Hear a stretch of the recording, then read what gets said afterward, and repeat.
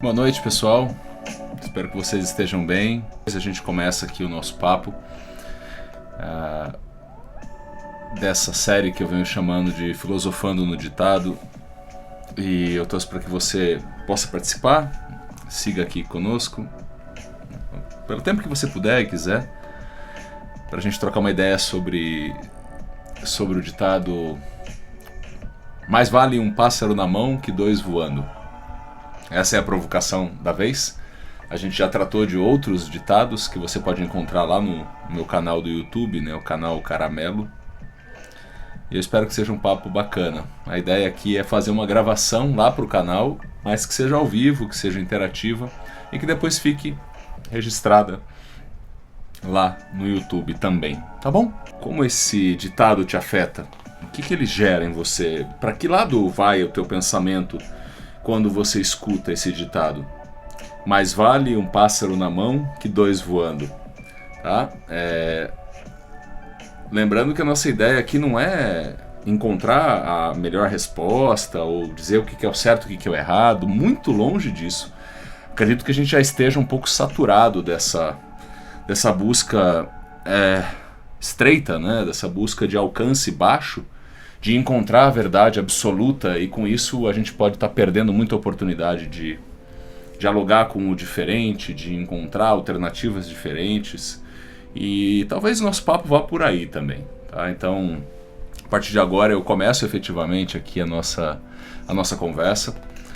Para quem está passando por acaso aqui, eu repito então que a gente está fazendo essa transmissão ao vivo, e ao mesmo tempo eu estou gravando para ficar depois no canal Caramelo, Caramelo com Melo com dois L's, que você pode dar uma olhadinha depois, se você pode curtir, claro, lá, se inscrever, ativar o sininho para quando tiver novidades, você vai ser avisado e avisada, tá bom?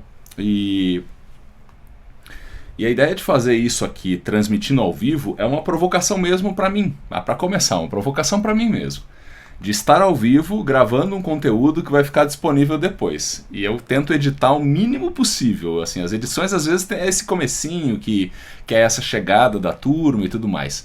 Mas depois eu tento deixar na íntegra mesmo para ver como fluem os pensamentos, como a gente constrói juntas e juntos esse pensamento. E é divertido porque fica mais quente, fica mais vivo. Então, começando aqui, por exemplo, a Regina fala que quando eu pergunto como te afeta esse ditado, e a ideia dos ditados é que é uma sabedoria muito, muito espalhada no grupo das pessoas em geral, uma sabedoria acessível, ao mesmo tempo uma sabedoria que pode ter compreensões distintas, e por isso ela se torna interessante. Porque se você falar com a tua avó, talvez ela entenda esse ditado de uma forma. Se você falar com uma pessoa de 15 anos, é bem provável que as reações serão diferentes. Mas ainda assim, são sabedorias, e eu estou chamando isso de sabedoria, sim, são saberes, né? São expressões que as pessoas se valem delas para dizerem coisas, para manifestarem coisas, para compartilharem o que estão sentindo, e às vezes não conseguem encontrar palavras próprias naquele momento e recorrem a um ditado popular, né? Então há aqui um enorme respeito por esse tipo de sabedoria, que resiste ao tempo, né? E vai passando, e muitas vezes marca tempos, né? Marca momentos, costumes, culturas. Então assim, gente, quando eu pergunto aqui como esse ditado te afeta, e eu refaço a pergunta e fique à vontade para você responder também, e eu vou, na medida do possível aqui, buscando alguns comentários que vocês fazem.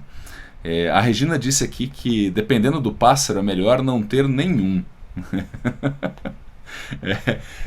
Tem que ver do que você está falando, né, Regina? Esse é um outro barato também, que a conversa com uma liberdade, né, a gente pode passar por vários assuntos, né, porque a gente não quer explicar nada no detalhe aqui, a gente quer levantar possibilidades. Então assim, dependendo do pássaro é melhor não ter nenhum. Pois é. Eu acho que a Regina teve experiências, e quem não, né, experiências desafiadoras com pássaros. É, uma primeira coisa para registrar aqui que assim, como uma brincadeira, mas uma brincadeira que tem a ver com a conversa também. A gente, em nenhum momento a gente está falando aqui de segurar pássaro de verdade, tá, gente? Até porque pessoalmente eu acho isso uma tristeza, né? Os pássaros atrofiados na sua possibilidade de exercer as suas capacidades de pássaro, né? E isso tem muito a ver com a liberdade, com a amplitude, com o espaço, com o deslocamento, né? Mas assim, então assim, essa pergunta é a primeira, né? De como nos afeta isso. É um exercício gostoso que, se você se autorizar e se você gosta desse tipo de autodebate, né? Porque a gente debate com a gente o tempo todo, né? Se o nosso cérebro tivesse volume, provavelmente ia ser um complicador, né, para as nossas relações, né? Porque às vezes a gente pensa coisas tão desencontradas e contraditórias, e a gente ama e odeia pessoas ao mesmo tempo, no instante seguinte. Então, por segurança, é até interessante que o nosso cérebro não tenha volume automático. A gente dá volume para ele na medida que a gente fala ou manifesta alguma coisa. Agora, nesse exercício de extrair possibilidades, impressões e noções dessa frase, né? Mais vale um pássaro na mão que dois voando. Aí começa que existe me parece irrefutável isso, que existe um juízo de valor, né? Porque está se falando de valor ali. O ditado fala de valer mais ou menos. Então o ditado em si traz um juízo de valor, que valeria mais ter um pássaro na mão do que dois voando. Então esse é um ponto que está colocado aqui. O que significa um pássaro? O que significam dois pássaros? Nos contextos diversos é o que a gente vai dançar um pouquinho aqui. Então, o que significa um pássaro só na vida profissional ou dois? O que podem significar dois pássaros na vida conjugal? O que podem significar dois ou um na vida individual? No encontro e no diálogo e na busca pelo nosso próprio autoconhecimento, autodesenvolvimento. Então aí, assim, agora, não tenho dúvidas de que quando se coloca a expressão, e se você tiver alguma dúvida ou quiser problematizar esse ponto, fica super à vontade também, mas olha, quando alguém diz que mais vale um do que dois, e mais vale um na mão do que dois voando, tem um juízo de valor colocado aí, né? O que fica na dúvida é assim, porque mais vale um pássaro na mão do que dois voando. Mas será que valeria o mesmo se um pássaro estivesse voando em vez de dois? Então, parece esquisito pensar isso, mas o que está por trás da ideia de ter um pássaro na mão? Aí eu faço uma pergunta: será que quando você fala isso, que vale mais um pássaro na mão, significa que há um medo de não se ter pássaro nenhum? E por isso colocar um pássaro na mão é uma garantia de que pelo menos um pássaro eu tenho? E isso é por medo, e aqui quando a gente fala medo já entra um juízo de valor de quem está falando sobre o medo. Porque eu posso estar chamando a atitude de medrosa. Ou até, se quiser, uma atitude até acovardada, porque no medo de ficar sem nenhum, no medo de arriscar, eu seguro um pássaro em vez do risco de ter dois voando. Porque nesse juízo de valor, é importante aqui, bebendo nessa fonte que a gente escolheu hoje, em tese, o pássaro que está na mão, ele está sob o meu controle. Não é? O pássaro está aqui, ó. Então, se eu usar essa imagem aqui, nessa ideia, é como se o pássaro estivesse aqui, gaiola fechadinha, né? Isso aqui foi um presente que a minha tia Tima me deu. Mas, lindamente, esse presente, ele não tem só uma gaiola fechada, ele tem a possibilidade da abertura. E quando tem a possibilidade da abertura, qual não é a surpresa que lá dentro tem um espelho, né? É um espelho que tem aqui, olha lá, eu aqui, ó. Olha eu aqui, ó. Olha lá eu aqui, ó, tá vendo? Olha que legal aqui, ó. Então, se um pássaro na mão significa uma espécie de controle, pássaros voando apresentam um risco. Qual o risco? De eu não ter controle sobre eles. De eu não conseguir segurá-los da forma que eu quiser. De eu não conseguir colocar rédeas no pássaro. E daí a questão, assim, tá bom, mas é melhor eu ter um que está por perto, sob o meu controle, do que ter dois ou mais que não estão sob o meu controle. Que podem ir e vir, ou podem só ir e não voltar. Né? Estamos só no aquecimento, tá, gente? E aí, assim, mas também, para não cair no risco de dizer, não, mas essa é uma postura errada, porque é uma postura muito medrosa, uma postura muito acovardada, uma postura de gente que não arrisca. É muito tentador a gente ir para esse lugar, né, pessoal? A gente já começar a dizer que essa ideia de se contentar com um pássaro só é um apequenamento das possibilidades e tudo mais. Mas, será que também não existe a possibilidade de eu verdadeiramente estar satisfeito ou satisfeita, para as moças que estão assistindo aqui, será que não existe a possibilidade de valer mais ter um pássaro que me é próximo?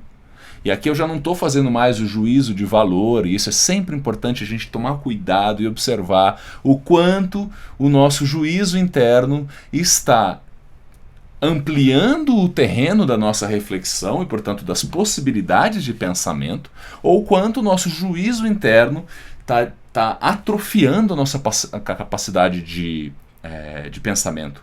E atrofiar a capacidade de pensamento tem muito a ver com a repetição.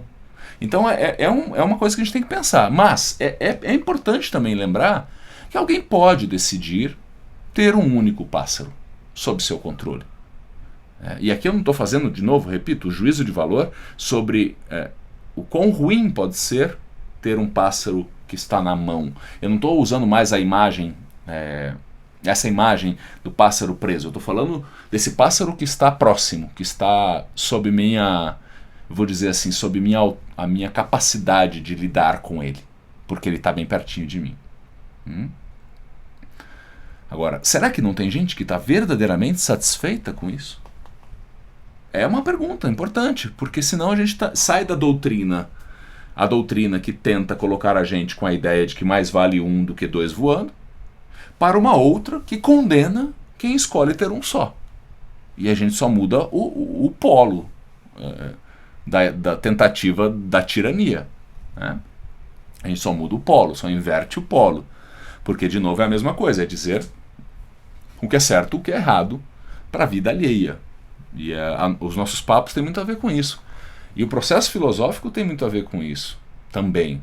A qualificação das perguntas, a qualificação do que a gente busca saber mais e, quem sabe, melhor sobre a vida que estamos vivendo, sobre o que existe de beleza na nossa vida, o que existe de saber e de conhecimento na nossa vida, o que existe de princípios e valores, e você pode chamar também de moral e de ética na nossa vida. Tudo isso tem a ver com a filosofia. Né? E para isso o diálogo, e para isso o encontro despretensioso, que não traz consigo a tensão da verdade, do certo e do errado. Portanto, também tem isso aqui. É possível que tenha gente que tenha apreço genuíno à ideia de ter um pássaro mais próximo, e a gente vai passar, como eu disse, um pouquinho pela vida profissional, pela vida conjugal, pela vida individual, que é conosco mesmos. Né? Então, a ideia de ser mais conservador, ou a ideia de ser mais progressista, e aqui eu estou fazendo uma provocação aqui, trazendo essas expressões que são muito do campo político, né? Do campo até da sociologia, das ciências sociais, principalmente, das ciências políticas, que é o conservador, ou seja, a pessoa conservadora é aquela que preza pelas tradições, pelos costumes, né? Mais do que a pessoa progressista, que é aquela que quer ver alterações, revoluções, mudanças relacionadas à tradição, à cultura e tudo mais, né? A gente está percebendo nos últimos anos uma série de exemplos disso.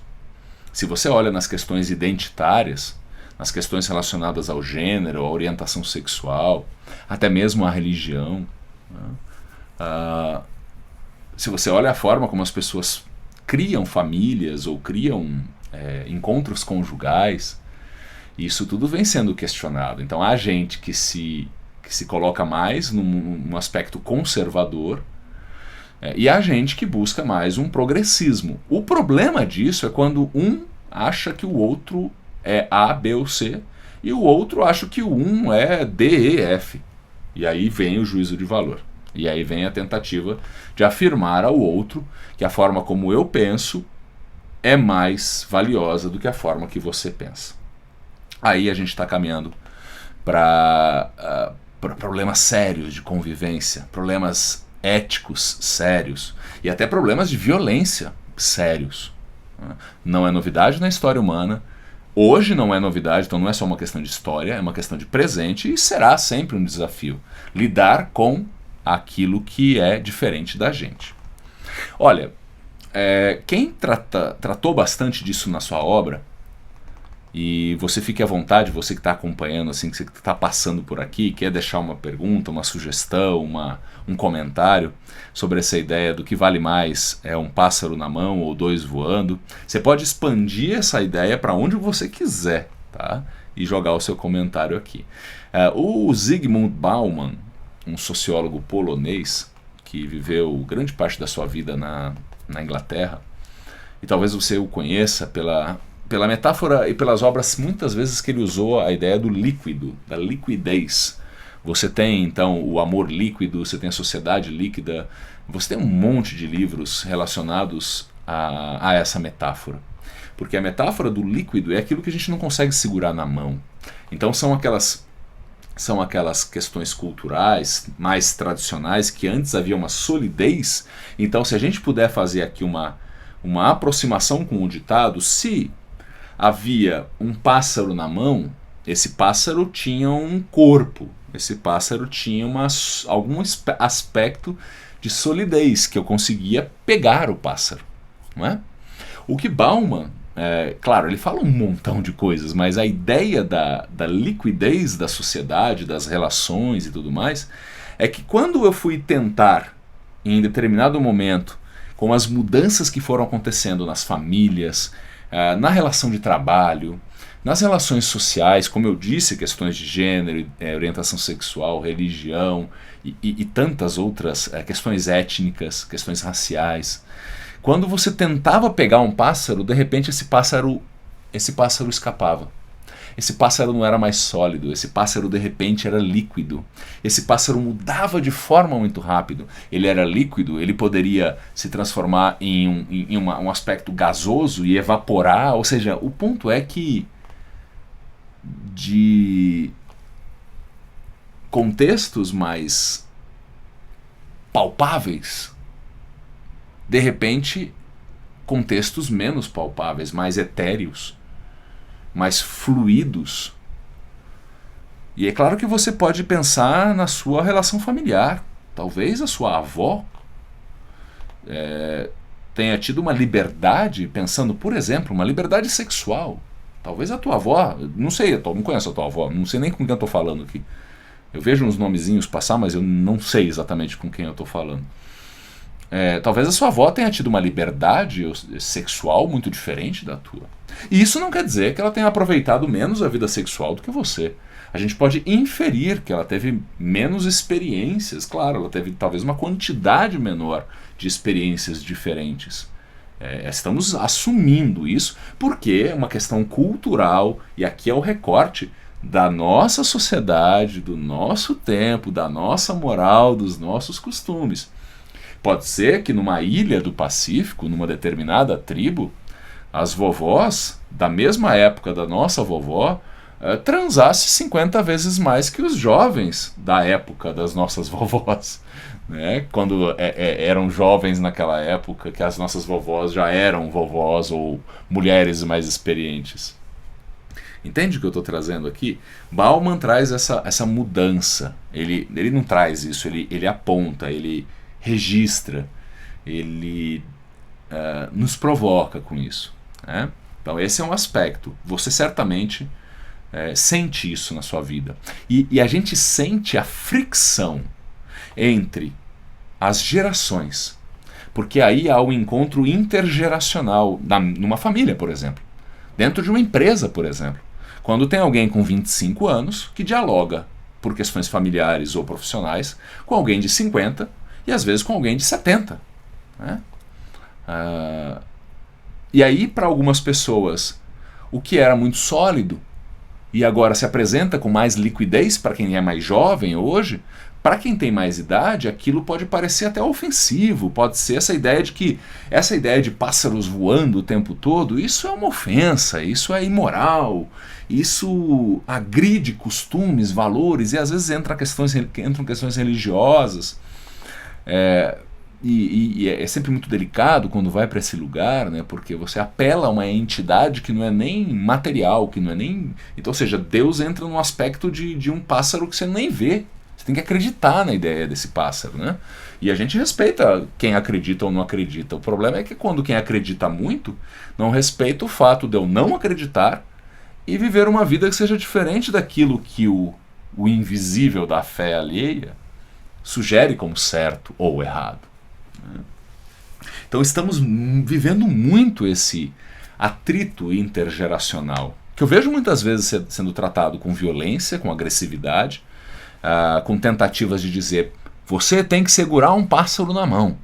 Essa ideia de pássaro voando, isso é coisa de gente errada, de gente perdida.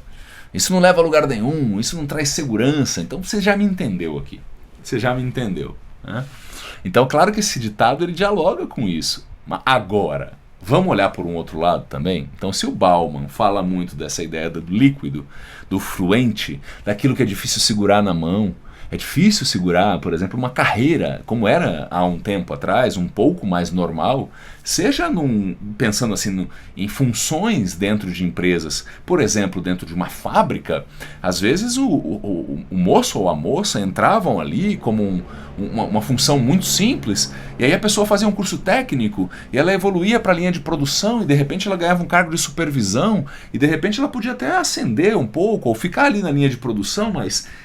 permanecer na empresa durante 20, 30, 40 anos. Eu aposto que na tua família tem um ou mais casos assim. Na minha tem, né? É muito comum isso. Hoje é muito mais raro. É muito mais raro você perceber, especialmente quando você vai tendo alguém que tem um pouquinho mais de alternativas em seu currículo. Porque teve a possibilidade por privilégio ou por misto de privilégio com oportunidade, com aguerrimento, né? Então, ou seja, a pessoa foi.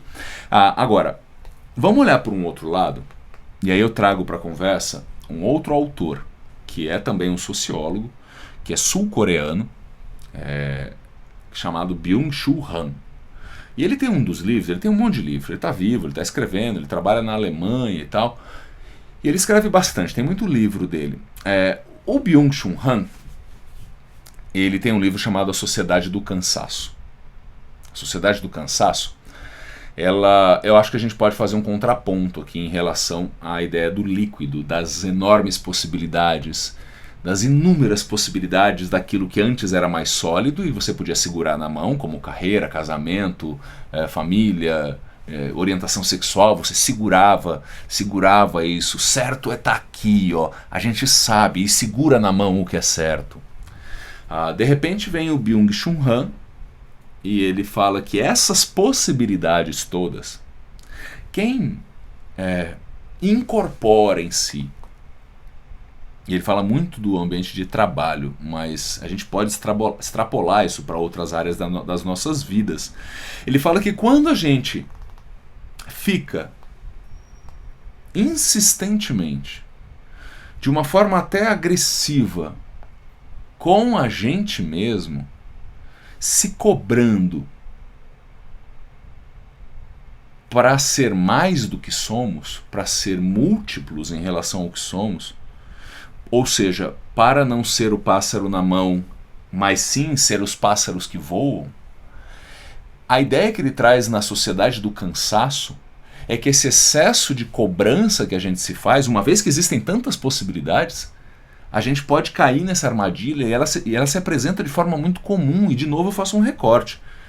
Especialmente em cidades grandes, ocidentais, né, dos países mais ocidentais, de cultura mais ocidental, de cultura mais capitalista e de sociedade de consumo, você tem essa coisa de que nunca basta, nunca termina, nunca tá bom.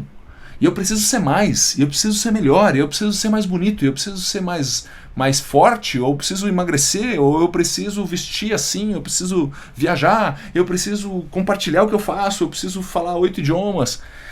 E de repente essa ideia de que por que existem tantas possibilidades disponíveis, ou eu preciso conhecer muita gente, eu não posso ficar com esta pessoa, porque essa pessoa já está na minha vida há um tempo, e será que eu não estou perdendo possibilidade de conhecer 1000 outras pessoas e experimentar corpos e beijos e abraços e etc. de tantas outras pessoas? Isso, segundo o Byung-Chul Han, pode nos fazer, nos transformar nos nossos piores algozes, nos nossos piores capatazes, assim, que pegam a gente e a gente mesmo se coloca um nível tão alto de cobrança, tão alto de exigência, em que cansa muito, em que não há repouso, em que não há possibilidade de acalmar. E aí uma outra imagem, em vez do pássaro preso na mão de uma forma bruta e impossibilitado de viajar, mas também a gente vai perdendo a possibilidade de pegar o pássaro que é o nosso pássaro, a nossa escolha, é o nosso estilo de vida, e acarinhar esse pássaro, e dar a comidinha na boca dele, e deixar ele voar, mas ele volta e fica na tua mão mais um pouquinho. É o teu pássaro, né? É um pássaro que você tem uma boa relação. Você tem uma relação saudável com um pássaro. E aí esse um pássaro pode ser a sua profissão. Você não precisa fazer 12 cursos ao longo da vida. Não precisa. Você pode. Mas o que é essa exigência de que eu preciso? Então o que é essa precisância que amplia? Quanto isso nos cansa? O quanto isso não nos deixa relaxar?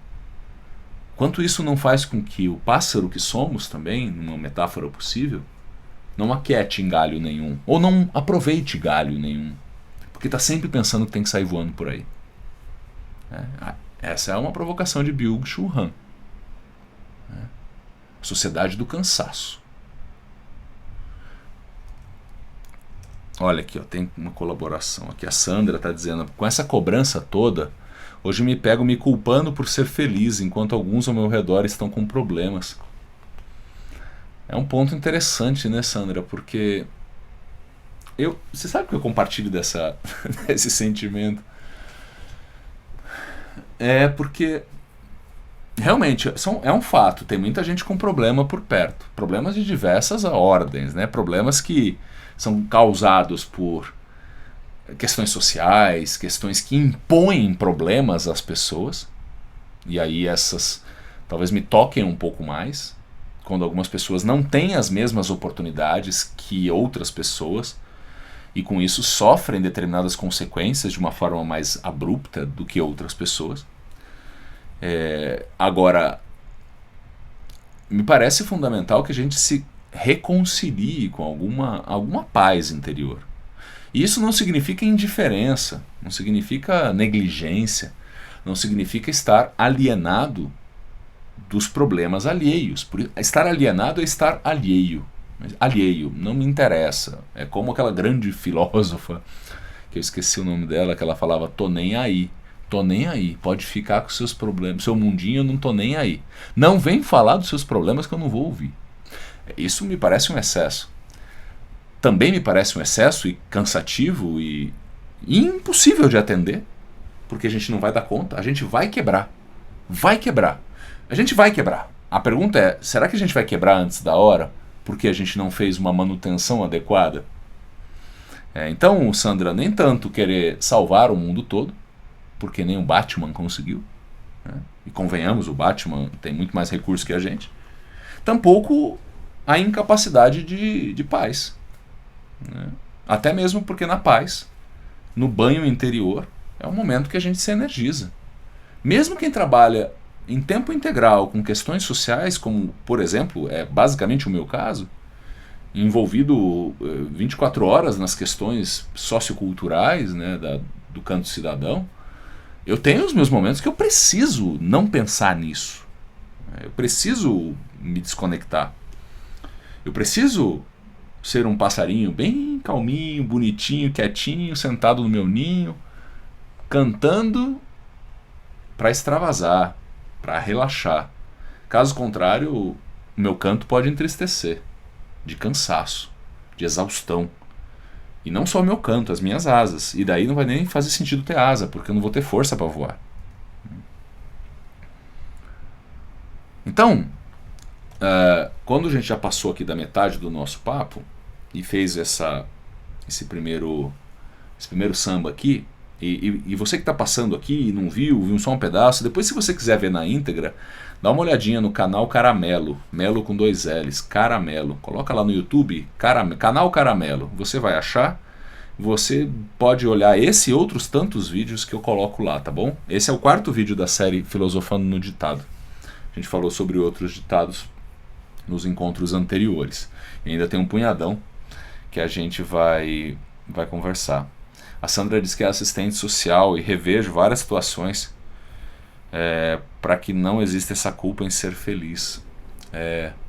Olha, Sandra, tem um pensamento que me ocorre quando eu me pego nessa de não me cuidar, e com uma boa razão, o não me cuidar, ou seja, quando você fala não ser feliz, a culpa de ser feliz, eu me pego num pensamento assim. Primeiro, esse é um pensamento que segue sendo altruísta, embora eu possa ser de alguma forma egoísta, aqui dizendo eu preciso ser feliz, eu posso ser feliz. Isso não significa que o outro será infeliz, né? São coisas distintas. Mas eu me pego perguntando, até para que eu tenha potência para compartilhar e cuidar de alguém além de mim, eu me pergunto, será que é possível dar o que eu não tenho por muito tempo com qualidade? Se eu não estou cuidando na imagem lá do jardim do Mário Quintana, se eu não estou cuidando do meu jardim, será que eu vou conseguir criar um espaço, vou conseguir emanar alguma espécie de energia e atividade que seja atraente e nutritiva e valiosa para as borboletas alheias, para que elas queiram interagir com o meu jardim? Porque aí, completando a referência disso que Mário Quintana fala, em vez de correr atrás das borboletas, ele sugere que a gente cuide do jardim para que as borboletas venham, porque elas gostam de bons jardins, né? Eu vou avançar aqui então, só passar um pouquinho pela questão da vida profissional, da vida individual, da vida profissional e da vida individual, tá? E na vida conjugal também, dá um pitaquinho aqui, mas provocações, tá? Para a gente pensar. Se a gente olha na vida profissional, isso eu já trouxe um pouquinho aqui no início do papo, o pássaro na mão, ou seja, a carreira mais tradicional, uma carreira mais longeva, eu digo numa mesma empresa ou às vezes até numa mesma profissão, porque a gente vive hoje em dia num tempo de possibilidades, ou seja, num tempo em que pássaros mais ou quem sabe melhor do que um na mão podem ser 2 ou 3 voando, do sentido de que você começa a sua vida como jornalista, aí aos 30 e tantos você fala, não, mas espera aí, eu acredito que eu acho que eu vou faz mais sentido e me faz melhor sentir se eu deixar de ser jornalista agora, eu vou trabalhar com estética, né? E dos 30 aos 45 você trabalha com estética. E lá com 45 você fala, não, mas eu gostaria também, vai me tocar, eu vou mudar para vou criar um açougue, né? Enfim.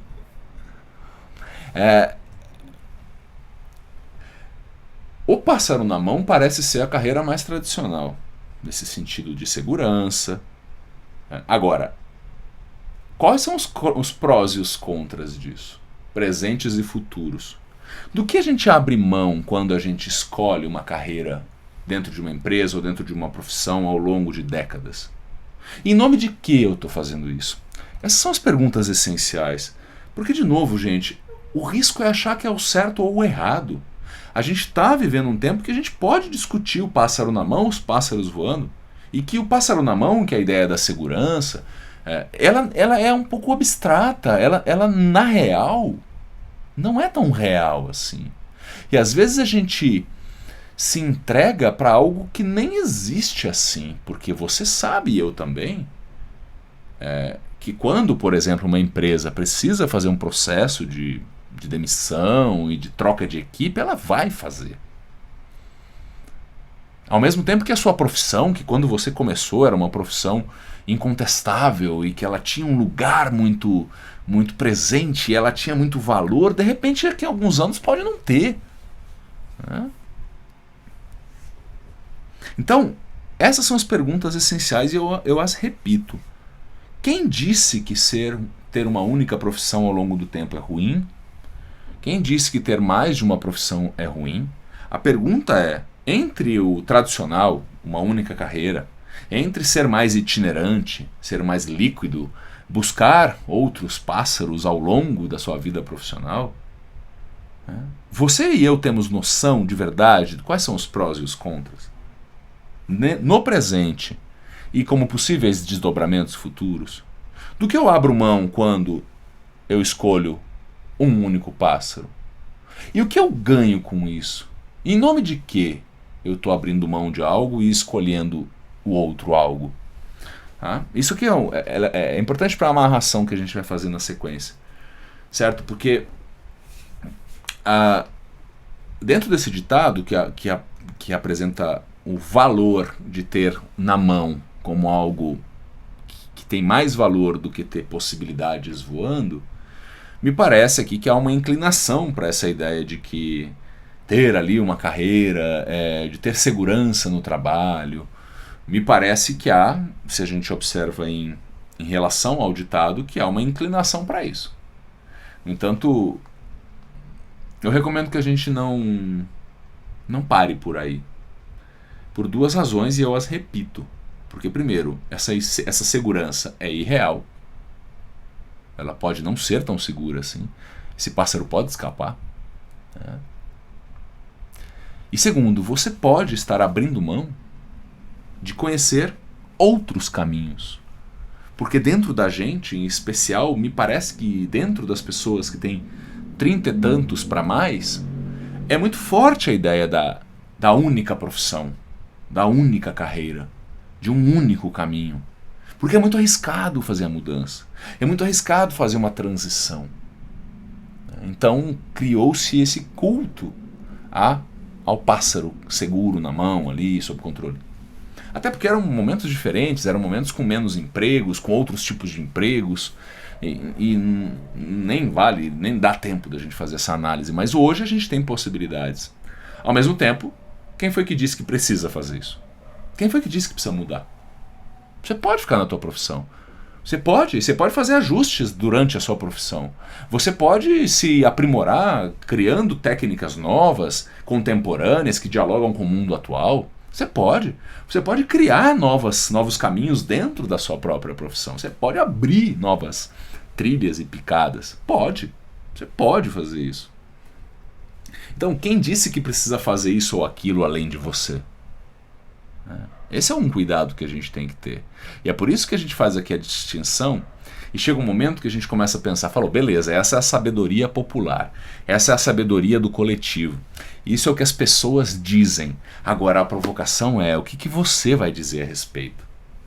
O que você tem a dizer a respeito da sua profissão? Aí eu faço por extensão. Eu não sei quem dizia ou segue dizendo na sua família ou no seu grupo de amigos que ter uma profissão é mais certo e ousar fazer um plano de transição é errado. A única coisa que eu sei é que é possível a gente prestigiar outras possibilidades. O único cuidado que me faz aqui um pensamento é que tipo de rastro a gente vai deixar. No sentido de que pessoas contam com a gente, pessoas às vezes dependem da gente. Ao fazer mudanças do pássaro que está mais seguro para os pássaros que podem voar, eu vou experimentar novas coisas E vou deixar pessoas que contavam comigo e dependem, ainda mais gravemente, dependem ou dependiam de mim, numa situação frágil, delicada, pessoas que, repito, dependem da gente. Estou falando até financeiramente. Então, se sim, que tipo de processo eu vou fazer entre o pássaro mais seguro que está na minha mão e as possibilidades múltiplas de voos? Que tipo de plano de transição eu vou trazer? A minha vida foi marcada por um plano de transição. Logo no início da minha carreira, na área de comunicação social, especialmente do marketing, assim, precocemente eu já percebi que não era exatamente o meu lugar ali, mas eu tinha já responsabilidades relacionadas à família, à filha. Então eu fiz um plano de transição e olha, esse plano de transição durou pelo menos algo entre 5 e 8 anos, para que entre a minha saída do momento anterior para a chegada, que a gente pode dizer em outros pássaros voando, em vez do pássaro na mão, eu precisei organizar durante pelo menos 5 a 8 anos para realmente começar a curtir os novos voos, né? Sem deixar para trás pessoas que sofreriam com vou chamar assim, de um destambelhamento travestido de liberdade, de mudança de vida, mas deixando um rastro de sofrimento, deixando um rastro de desabrigamento a pessoas que dependiam e contavam com a gente. Então, há ponderações a serem feitas, percebe? Então, o que se chama da complexidade, no sentido de que há vários ângulos e perspectivas que podem motivar o olhar que a gente tem sobre algo. Aí na vida conjugal, gente, tem uma coisa bacana que eu queria trazer uma provocação, e fique à vontade para você colocar as suas colaborações aqui a respeito da vida profissional e essa ideia do mais segurança, menos segurança. Fique à vontade, tá bom? A gente tem aqui mais uns 15 minutos para conversar. A Regina colocou aqui: de tudo que você está falando, a pandemia nos mostrou verdades em relação às cobranças de uma sociedade deturpada, cheia de rótulos, que ao meu ver é horrível, e muita cobrança sem nada nos acrescentar. E ela concorda com o Mário Quintana. A Sandra falou que tem acompanhado desde o primeiro papo. Olha só, hein, Sandra, a única coisa que me ocorre dizer é desculpa, né? Por tudo que eu disse. A Regina falou que eu percebo que dentro de uma empresa você é somente um número. Hoje não há segurança em lugar nenhum e temos que abrir horizontes para não nos decepcionarmos. Ela diz: para os homens a cobrança é enorme quanto a abrir novos horizontes. Eu tendo a concordar com muita coisa que você disse, Regina. É claro que tem empresas que tratam as pessoas mais como números ou menos como números, ou empresas que tratam as pessoas mais como pessoas do que números, né? Mas eu entendo o sentido geral do que você está falando. É curioso você falar isso dos homens, né? Que os homens têm uma cobrança maior num plano de transição em novos horizontes. O que eu percebo nas novas gerações é que isso vai se equilibrando um pouco mais. Até porque a mulher, por mérito e por direito, ela vai conquistando mais espaço e com isso mais responsabilidades, né? Então, também quando você tem mais responsabilidades, pode dar essa sensação de culpa também, né? Mas eu não acho que, de verdade, eu não acho que... Você pensa na vida profissional, talvez do meu pai e do meu avô, enfim, dele abrir mão do trabalho dele, que era ali uma garantia para inventar uma outra coisa. A minha avó ficava cuidando de casa, a minha bisavó talvez, a minha avó também, né? Mas pensa por um outro lado, no aspecto mais pessoal. Aquele homem talvez pudesse abandonar aquela família e reconstruir a família, e ele não seria tão julgado assim. Já a mulher, ainda hoje a gente vê o ranço disso, o eco disso. Se uma mulher deixasse a família para ir criar uma outra família, isso era basicamente um assassinato social dela mesma, assim, sabe? Tipo, um suicídio relacional, né? Ela certamente seria apontada na rua, em especial se fossem comunidades menores. E ainda nessa questão conjugal, quando a gente fala de um pássaro na mão ou dois voando, a primeira coisa que veio à minha cabeça foi essa dicotomia entre monogamia ou bigamia ou poligamia, ou seja, fidelidade e infidelidade. Mas eu pensei, poxa, não é exatamente disso que... Isso é muito óbvio, né? É óbvio isso. Você pode ou não infidelidade é você fazer algo fora do que foi combinado. Mas há também hoje uma série de possibilidades que tem casais que falam, não, nosso relacionamento vai ser aberto, no sentido de que, olha, você sai com quem você quiser, eu saio com quem eu quiser, mas a gente vive juntos e a gente encontra uma forma de fazer isso. Agora, acho que mais relevante do que disso, que é uma questão mais de decisão do casal e tudo mais, eu gostaria de abordar mais a ideia de realmente sermos dois, pensando num casal com duas pessoas. É um casal, né? Senão é um outro tipo de relação. Né? Mas assim, a ideia do pássaro na mão e a ideia dos dois pássaros voando,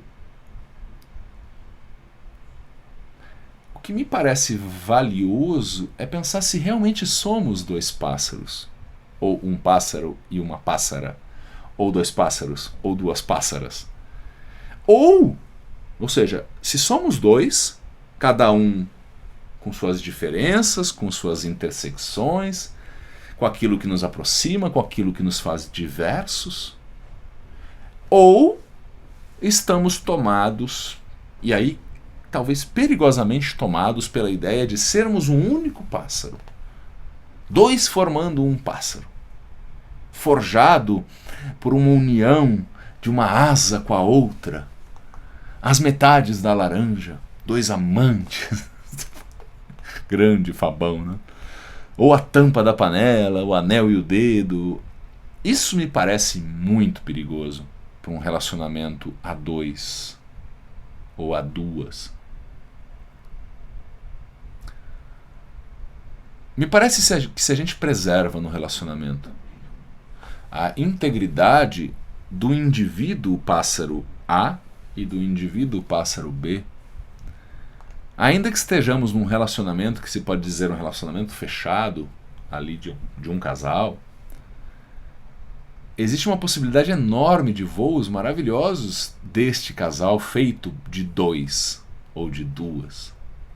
Diferentemente de um casal que busca por uma série de estímulos que já foram recebidos e de que um completa o outro. Ou seja, o meu pássaro não é um pássaro íntegro se não tem a sua contribuição, ou seja, da pessoa que faz o casal, trazendo como eu disse, a segunda asa para o pássaro. Isso me parece muito perigoso, sabe? Porque daí há uma dependência. Não uma dependência no sentido de uma interdependência, porque escolhemos estar juntos ou juntas, mas é uma dependência de que sem você eu não sei voar, sem você eu não consigo voar, sem você eu não vejo sentido em voar. Me parece que vale mais essa provocação, e é um grande desafio a gente construir relações que bebam nessa fonte de saúde, pensando em saúde relacional, e que eu não preciso deixar de ser quem eu sou, e eu não preciso deixar de ser quem eu posso vir a ser. E você não precisa deixar de ser quem você é. E também você não precisa deixar de ser quem você pode vir a ser. Para que nós possamos criar um ninho legal. Que a gente possa voar por aí e voltar para o mesmo ninho. Acho que você está me acompanhando. Porque é triste pensar na ideia de que para outra pessoa, ou para esse outro pássaro me aceitar e me amar, eu preciso deixar de ser quem eu sou ou quem eu posso vir a ser. Eu falei no outro encontro sobre a história da menina e o pássaro encantado, do Rubem Alves. A menina e o pássaro encantado. Dá uma olhada, é bem interessante essa história. Que tem a ver com essa coisa da confusão entre amor e prisão. Amor e aprisionamento. Que pode ser facilmente confundido. Facilmente confundido. E às vezes confundido com a melhor das intenções. Mas eu só queria o seu bem. É que eu te amo tanto que eu quero só pra mim. Me dá a sua asa aqui, porque eu tiro a sua asa e aí você não vai voar mais e vai ser só minha. Quantos casos a gente está vendo de feminicídio, né? Quantos casos a gente não está vendo de feminicídio? e que estão acontecendo. Em que homens, muitas vezes pela sua força física, e muitas vezes por uma estrutura que ainda atrofia a vida profissional da mulher, que é colocada dentro de casa como uma figura da casa. E isso não estou dizendo que é errado e é pejorativo uma mulher ficar em casa cuidando da casa, nada disso. Mas quando isso é feito como uma imposição, e aí a mulher tem uma dependência econômica do marido. E toda sorte de violência acontece também por causa disso, porque essa mulher às vezes não tem para onde ir. E se ela ousa sair, e a gente está vendo tantos casos assim de mulheres que ousam tentar voar, e não só tem a sua asa arrebentada, tem a sua vida arrebentada, de forma letal muitas vezes. Então eu vou terminar aqui, nesses últimos minutinhos, fazendo um abraço disso com a nossa vida individual, a nossa vida interna, essa vida que é o diálogo da gente com a gente mesmo. A gente sai para o mundo para conversar. A gente olha para muitos estímulos que o mundo nos traz. Estímulos mais prosaicos, mais cotidianos, da forma como o mundo, no miúdo da vida, na ida ao supermercado, na ida à banca de revistas, nos afetam, mas também naquilo que eu faço de escutar uma professora ou um professor, a ler um texto, fazer o meu processo terapêutico, ir no meu ambiente de religião, ou seja, tudo isso me gera, me traz. É como se a gente estivesse indo buscar nas diversas prateleiras itens que batem na gente, e vão nos afetando. E a filosofia, o processo filosófico aqui que eu pretendo fazer em sua companhia, tanto você que está assistindo o vídeo quanto você que participou aqui ao vivo, como a gente pode aproveitar melhor aquilo dentro desses estímulos todos que a gente recebe. Como a gente pode fazer um processo cada vez mais aprimorado de incorporação de bons nutrientes e de evacuação de nutrientes que não nos servem. É um processo de incorporação, colocar dentro do corpo, e aqui não só no corpo físico, obviamente, mas na existência, na minha existência, em todas as minhas dimensões, a partir do que eu vejo no mundo, trabalho comigo mesmo, é um processo ininterrupto, isso até quando a gente está dormindo está acontecendo. Os sonhos são manifestações que mostram isso, né? Que a gente está ali, tem um diálogo acontecendo, tem significações, ressignificações. Quantos eu posso ser? E ainda, eu preciso ser mais que um? Eu preciso ser vários pássaros voando? Ou eu posso ser esse pássaro, esse único pássaro, mais contido? Não no mau sentido, mas escolher um território menor. Pode ser a palma de uma mão, pode ser um terreno pequeno, né? Mas eu posso ser mais que isso também. E ser mais que isso não significa ser melhor que isso. O ponto para mim é o quanto naquilo que eu sou agora, naquilo que eu estou escolhendo ser agora, e eu espero que seja uma escolha tua, não uma imposição que te colocam, e você se coloca. E se for uma imposição que você se coloca por uma série de razões, às vezes até por responsabilidade em relação a outras pessoas, por compromissos diversos, se for uma imposição gerada por compromissos e responsabilidades, será que dá para negociar isso? Será que dá para fazer plano de transição? Seja na sua vida conjugal, seja na sua vida profissional. Será que dá? Se não der, como se reconciliar melhor com isso? Eu não entendo muitos casos que não dá, ponto, acabou, nunca. Mas talvez seja o seu caso, não sei. Agora, eu lembro muito da ideia do plano de transição. Só do fato de você estar organizando etapas futuras que vão te levar possivelmente para outros voos, só isso já te dá mais energia, te gera mais saúde, para não se achar uma pessoa desistente de si mesma, né? E aí o canto pode ficar triste mesmo, porque é uma desistência. Sabe, o receio e a angústia que a rotina pode trazer, será que tem a ver com a rotina mesmo em si? Ou tem a ver mais com uma incongruência entre o que eu sou e o que eu gostaria de ser, e o que eu sinto que eu posso vir a ser. Porque tem gente que adora a própria rotina de verdade. Quem é a gente para dizer que não é possível adorar a sua rotina? Quem é a gente para dizer que não é possível amar o seu trabalho? Quem é a gente para dizer que não é possível ser feliz segunda-feira de manhã trabalhando? Quem é a gente para dizer isso sobre o outro? Só porque a gente não consegue, às vezes? Então, será que é a rotina o problema? Ou seja, será que é um pássaro o problema? Ou o fato de eu não saber exatamente que pássaro eu sou? De eu não saber se eu quero ficar ou se eu quero voar. Sabe? Porque se você sabe que quer ficar, será que a rotina é um problema ou é uma satisfação? Porque é mais daquilo que eu quero.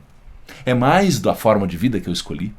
E aí a gente olha para os pássaros voando e fala, olha, beijão, bom voo para vocês, mas aqui é o meu lugar por consciência, por sentimento, por decisão, enquanto eu sentir que aqui é o meu lugar. Será que muitas vezes o inconformismo da nossa rotina de ser um pássaro só é porque um pássaro voa para menos lugares que dois pássaros? Ou porque sequer eu sei para onde eu quero voar? Daí ser um pássaro único pode ser até um bode expiatório, um boi de piranha, para os voos tímidos que eu ando fazendo. Mas não é porque eu não sou dois pássaros, é porque eu nem sei para onde eu quero voar. Isso pode estar me entristecendo, me enfraquecendo, pegando bode de mim mesmo. E aí eu fico colocando essa ideia de quando eu for dois pássaros, se eu for dois pássaros, eu voarei mais. Quando na ideia o essencial é ser um pássaro, se conhecer como um pássaro, para daí saber que eu não quero ser um pássaro só. Porque é difícil a gente saber se quer ou não quer ser aquilo que a gente conhece pouco. Finalizando, quanto eu me dedico ao processo de conhecer o pássaro que eu sou agora? O quanto eu preciso me sentir mais de um pássaro com outras experiências para saber mais sobre o pássaro que eu posso vir a ser? Às vezes é importante eu ir lá visitar outros horizontes para voltar e dizer, eu quero ser este mesmo pássaro que sou ou não, eu quero ser outro pássaro. Às vezes as experiências são importantes para isso. Estamos falando aqui do processo de metamorfose, que pode pedir mais ou menos desformações da gente, para que novas formas surjam. Não foram poucas as instituições nas nossas vidas que enalteceram a ideia de ser um único pássaro. Posso falar de família, em geral, há, claro, exceções. Eu posso falar de escola, de igreja, de formação profissional, dizendo tantas vezes para a gente que o certo é ser um pássaro só dentro da mão, seguro, assim, que ideia de que voar o quê, aqui que é o certo. Mas também não foram poucas as instituições que romantizaram e até às vezes criaram uma espiral que gera uma exigência, um incômodo, um cansaço nosso de que temos que ser dois pássaros, três pássaros, voar o tempo todo. Revoluções, estilos de vida, sociedade do consumo, sempre algo mais você precisa para estar feliz. Coaches, gurus, de novo, sem generalizar, mas apontando para o risco que é tanto dizer que um pássaro só é certo, como dizer que um pássaro só é errado. Como quando para dizer que dois pássaros são certos ou dois pássaros são errados. Na dúvida, eu torço para que eu e você tenhamos cada vez mais autonomia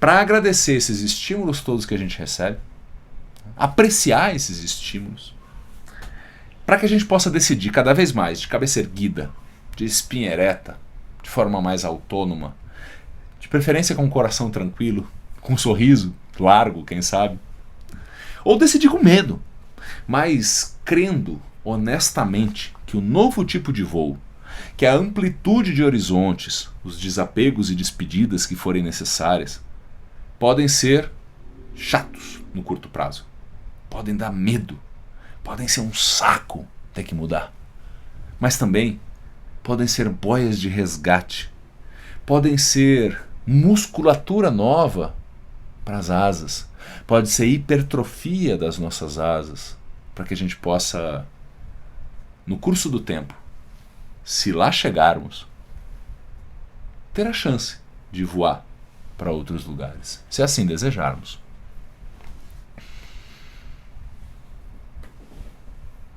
Antes de terminar, então, quero dizer aqui os comentários que A Regina disse que o que é legal no casal é o respeito, as diferenças para completar o outro, mas ao mesmo tempo poder voar sendo educada.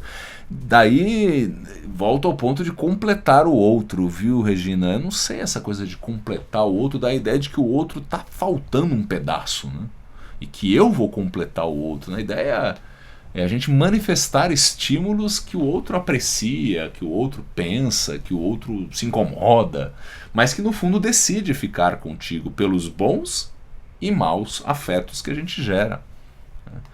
Agora, completar dá a ideia de que o outro é incompleto. Ele é incompleto em si mesmo, mas não sou eu que vou ou quero completar ninguém, não. Eu não quero essa bucha para mim, não. Eu quero ser, no meu processo de desenvolvimento, responsável por isso. E a outra pessoa pode me trazer bons estímulos, claro, pode me ajudar nisso, mas não como responsabilidade. Se essa pessoa for embora, eu volto a ser menos, eu volto a ser despedaçado, no sentido de faltou uma peça. Eu posso me entristecer, posso viver um luto, posso não querer me relacionar com outras pessoas por um tempo, enfim. Mas eu não posso deixar de ser, né? Um indivíduo.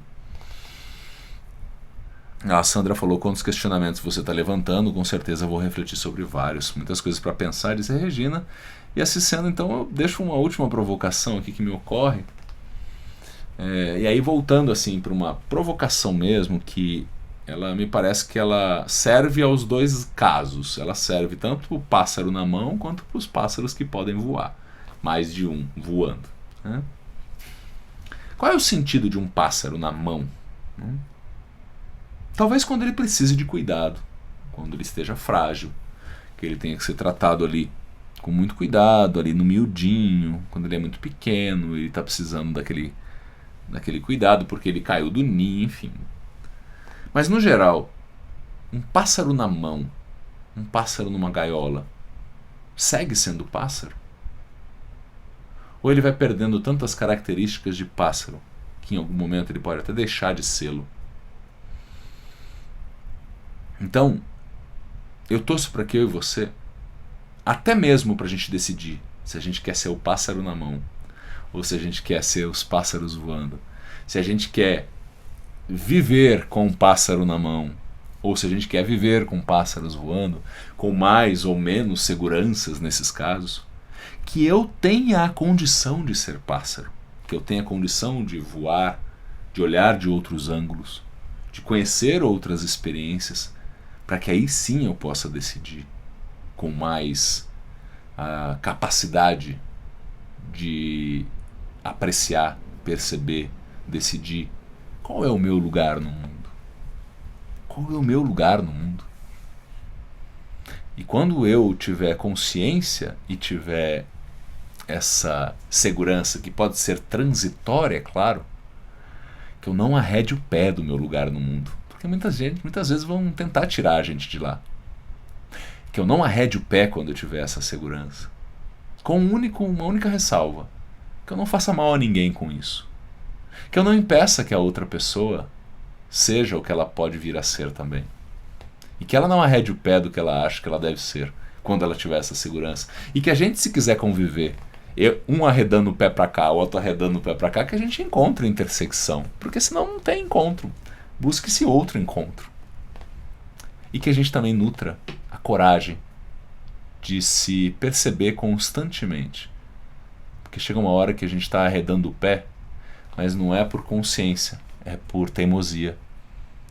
E isso pode estar entristecendo a gente, com um discurso forte, mas com um sentimento fragilizado. Que a gente não tenha preguiça de voar quando for necessário. E que a gente aproveite quando a gente estiver no quentinho da mão também. Obrigado pela sua companhia. Torço para que você tenha gostado.